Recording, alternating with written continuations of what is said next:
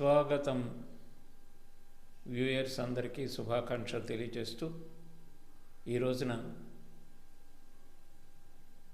దాశరథి శతకమును గురించి కొన్ని విషయాలు మీతో పంచుకోవడానికి నాకు సంతోషంగా ఉంది. మన తెలుగు భాషలో అనేక శతకాలు ఉన్నాయి.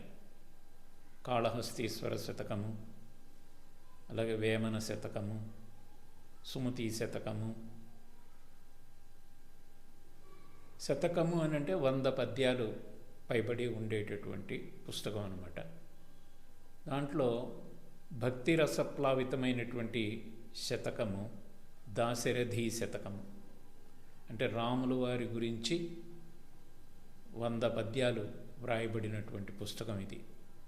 దీన్ని కంచర్ల గోపన్న అని ఆయన రచించారు.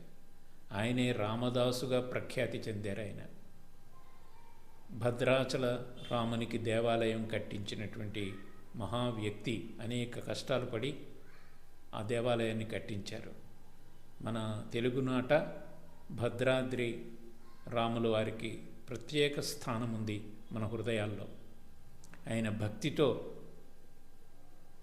కీర్తనలు రచించడమే కాకుండా, రామదాసు గారు కీర్తనల్ని రచించడమే కాకుండా, ఆయన నామామృతాన్ని గానం చేయడమే కాకుండా ఒక కవిగా ఒక శతకాన్ని కూడా రచించారు.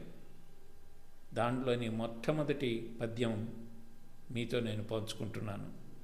శ్రీ రఘురామ చారు తులసీదళదామ శమక్షమాది శృంగార గుణాభిరామ త్రిజగన్నుత శౌర్య రమాలలామ దుర్వార కబంధ రాక్షస విరామ జగజ్జన కల్మషార్ణవోత్తారకనామ భద్రగిరి దాశరథీ కరుణాపయోనిధి. భద్రాద్రిపై నెలవున్న రామభద్ర, నువ్వు కరుణాపయోనిధివి, దయాసముద్రుడివి అని చెప్తూ రాముల వారి యొక్క విశిష్ట గుణాలన్నింటినీ పొందుపరిచినటువంటి అద్భుతమైనటువంటి పద్యం ఇది. దీన్ని శ్రవణం చేయండి. వీలైతే ఈ శతకాన్ని కొని ఈ పద్యాన్ని మనం చదువుకున్నట్టయితే, మనం భక్తితో భావన చేసినట్టయితే మనకు చాలా ప్రశాంతత వస్తుంది. మిగతా పద్యాలను ఒక్కొక్కటిగా మీకు అందజేస్తాను. దీన్ని ఆదరించండి. స్వస్తి.